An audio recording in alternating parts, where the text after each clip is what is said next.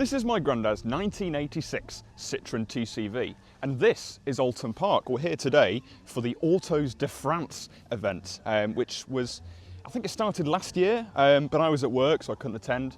My Grandad still came with my little cousin Jake, but yeah, this year I can make it and I'm here, and I'm actually really surprised at the turnout because I was half expecting there to be, you know, loads of 2CVs like there is today. I mean, it's fantastic. The Cheshire Dragons have come out in full force. That's the 2CV group, by the way.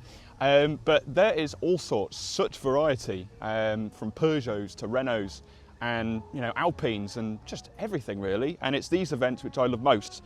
But best of all, on track, there is some on-track action. There's some 2CV racing later on, along with, I think, Peugeot 206 GTI racing, and also something else as well. So it's going to be a very, very exciting day. So come along for the journey.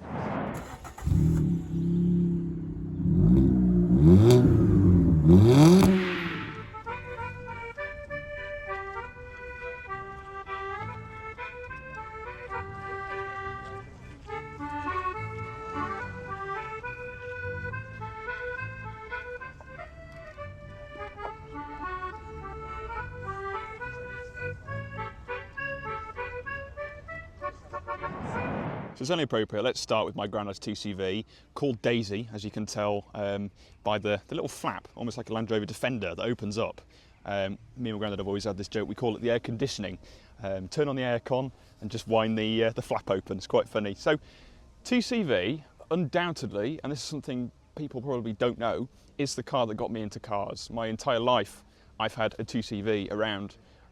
So yeah, today's quite special, coming to this event. It's been a long time since I've been in this TCV, and I'm hoping to get it on the channel in more detail and talk about my history with the Citroen TCV in future, and maybe get some temporary insurance or something on it if you'll let me. But yeah, fantastic to see loads of 2CVs here today. But let's have a wander around. It's a gorgeous day. This morning was quite cloudy, but the sky's really brightened up. It's a cold day. But when you've got cars around, like we have here, you kind of don't mind. I mean, come on, look at this. So Peugeot 205 GTI is a car I absolutely love. It's a bit of a timeless classic, but for me, this is the best colour. This lovely green colour. I can't actually remember the proper name. Laser green it is. So this is a 1.9 205 GTI, supplied new by Perry's Blackburn. So yeah, original owner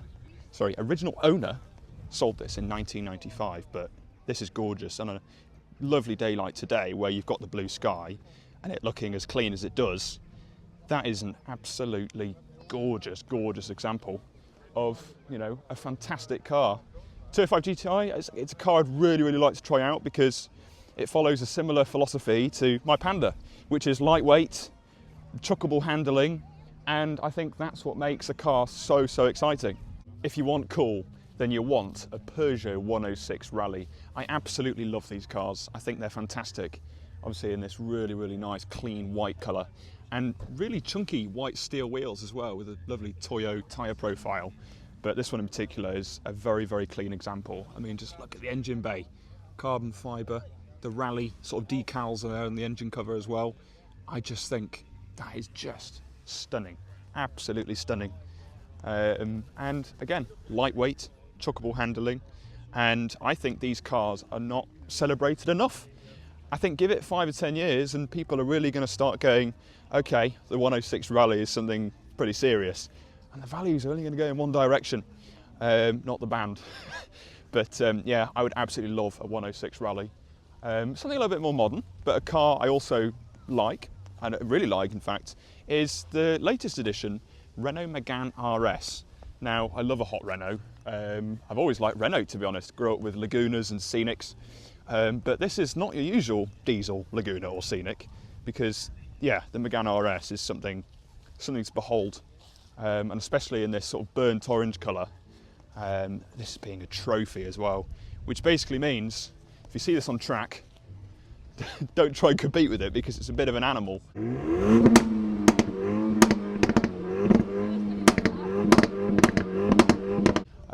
But yeah, something about French cars, they get a lot of stick, I think, for, you know, electrics and stuff like that. But they're genuinely really cool, like really, really cool. And the French seem to always nail the handling and the styling of the cars as well. And yeah, I think they're really underappreciated. I've always liked French cars. So yeah, this event is a bit of me. Got a little Renault 5 driving by. The Renault 5 being a car which is very hot in the press at the moment, because obviously that sounds nice.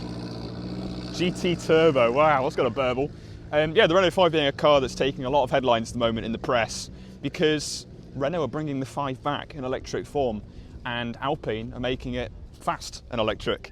It's, I think, featured it in my Business Scramble video actually. The Alpine is an A290 GTS, but very, very happy the Renault 5's back, and I think Renault have done a fantastic job with really nailing the classic styling but modernising it at the same time. So excited to see one of those on the roads. Got a few Peugeot 208 GTI, slightly more modern than the other ones we've had in the video so far, maybe not the Megane, but these are cars which are approaching 10, 11 years old now, and you can actually get them in the used car market for a fairly decent price. I mean, Auto Alex proved that in the latest YouTube video on his channel, because he bought one very cheap. It was a little bit flooded and a little bit rubbish, but yeah, it's good to see that you can get these small fizzy hot hatches from France for a reasonable price. If you're a fan of Alpines, then this has got to be the field for you here at Oulton Park, because there's quite a few of them here. Alpines are cars which are really, really underrated in the car scene, and you see these motoring journalists like James May. He had one new, or has one still, I think from 2018, around the era. He still has it, and he said in the past in interviews, if he was to have just the one car, he'd have an Alpine A110. And obviously you can get different ones now, A110s, A110R, there's the R and there's the S, very conveniently. But yeah, little design tweaks, like the little rear wing, but obviously a lot more carbon roof, no rear window, instead more carbon fibre. But yeah, lightweight again, not monsters, you know, not monstrous power, but again, the French just know. They're not, you know, loading ridiculous power, hundreds and hundreds of horsepower, in something that can't handle it. The French just get it right. And as well, the colours on offer on these Alpines are amazing. And obviously blue is the signature colour for the A110, but you get, again, this lovely burnt orange, which on a sunny day, like today, looks stunning. You've got a almost like bumblebee yellow, and a police livery, which I guess isn't available to the public. But Merseyside Police, I think this was at the Business Scramble. Not sure if I actually put it in the video or not, but seen that quite a few times, and I think that's on loan to Merseyside Police by Alpine, and they've given them like a mileage cap, so they're taking it to all these shows, but I don't know if it's actually in use. I'm going to guess not, to be honest, because this is Britain, and that would be far too interesting to have in our country. No, but really, really cool to see these cars. Yeah, it's like a bag of Skittles. Talk about rarity. We have not one, not two, but 3 Matra Murenas. And this was the car Richard hammered a Marina. I can't remember which special it was, one of the last Grand Tour ones. And interesting cars, because I forgot about this until seeing one today, but they've all got 3 seats, 3 abreast. It's hard to show you because of the glare in the windscreen. But yeah, very, very interesting cars, and I have never ever seen one in real life. Only on pictures, and even then, barely seen any of those. But today, there's 3. According to How Many Left at UK, there are just 3 Marinas MOT'd on UK roads. Just let that sink in. Again, plenty of 2CVs here. There being a 2CV race this afternoon. But another Citroen, which again I think is underappreciated, maybe, I don't know, but a Citroen I really like is the BX. Now, when I used to live in France when I was younger, again, something else people don't really know, you used to see a BX around every street corner, and it wouldn't be like these, you know, they wouldn't be good condition. They'd be really rusty and faded paintwork and stuff, but these are lovely. Not just any BXs, I think these are sportier variants. Let me just go to the little piece of paper it's got here. Work in progress. Please accept my apologies for the scruffy corners on XPO. Just, oh my God, it's still got the wrapping on the interior. After accidentally misplacing her engine, XPO has been off the road since late 2008. How can you misplace an engine? yeah, very definition of a survivor. My 3-month rebuild restoration of XPO just about come to a finale after a few weeks short of 4 years. Yeah, not sure. There's the social medias anyway. I'm going to have a look after I film this later on. A QR code you can scan as well. But if that's an original unwrapped interior, which I'm not sure it is, then that is something else. That is incredible. I mean, the interior is in very, very good condition anyway. Wow, I'm amazed by that. XPO, BX 16 valve with ABS. That was back in the days where ABS was something special and you had the ABS badge on the rear.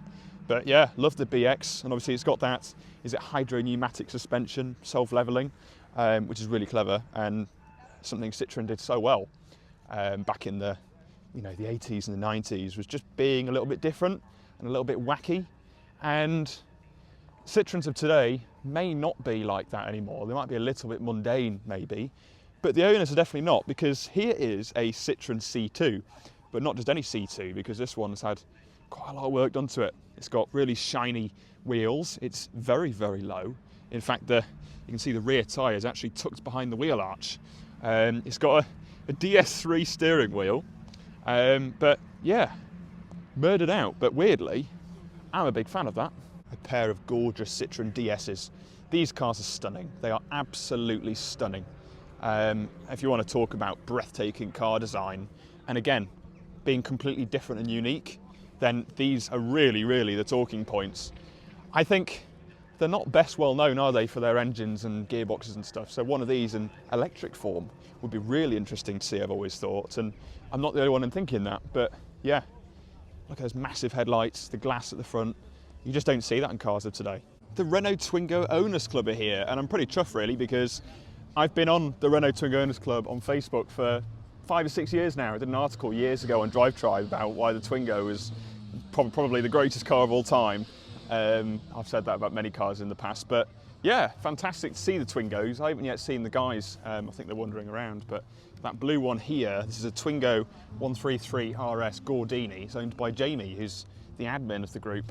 But yeah, absolutely stunning example, and a Phase 2 in front as well, the facelift model.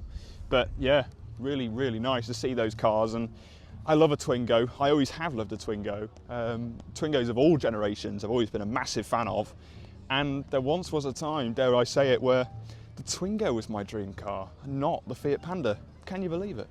It is funny walking around the Alton Park grounds, holding a camera, talking to you lot on YouTube, on the internet, because this is kind of where it all began, Daniel Drives, because I started the channel with the Toyota Yaris video back in 2020, which was the most popular video. But the first video out and about was here in 2020 again, and that was for, what was it for? Some motorbike racing. I think it was No Limits motorbike racing. And I think it was that day really that I kind of caught the bug for doing YouTube, and the channel kicked off. So obviously we've seen loads of really, really nice cars today, but the main reason we're here today is to see some racing action, because it is Oulton Park after all. The history this track holds is really, really something, spectacular. If you speak to a lot of racing drivers, British touring car championship drivers in particular, they'll always say Oulton Park is their favourite track, without a doubt. So we're here at Oulton Park. It's a gorgeous circuit, down the road from me, literally 20 minutes away, and the first 2CV race is about to kick off. So I'm here, so there's the pits over there, main straight over here, and they're going to come round here. So I'll take a little bit of a walk around the circuit and see what action we can see. Hopefully it's more than what there is now. A couple of the teams that I'll be supporting, obviously Andy Donaldson at Regimental Racing, obviously the rest of the team there, and obviously Chris and Maria at Muffin Motorsport, the Blueberry Muffins as they're known as. It's quite funny, earlier on we went over to the garages in the paddock, and Chris and Andy were there looking rather French. I'll insert the clip now, onions around the neck and stuff like that. It's very funny, this event. It's very French themed. It's not just the cars, it's also the dress sense and the music, but it's fantastic.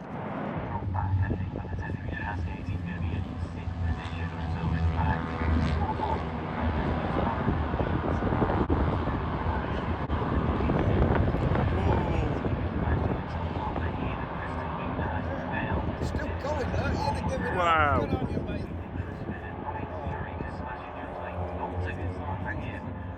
old first lap.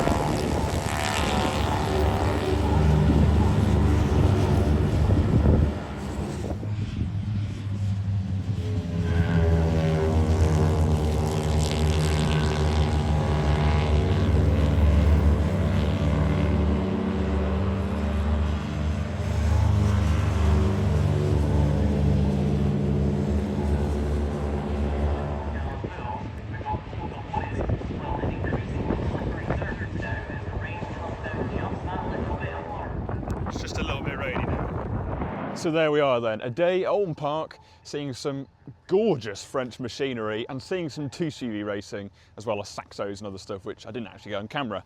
But yeah, it's been a lovely day, great to be back out in the 2CV, which kind of started it all for me. So it's been really, really good, and I'm glad I've finally been able to get to this event.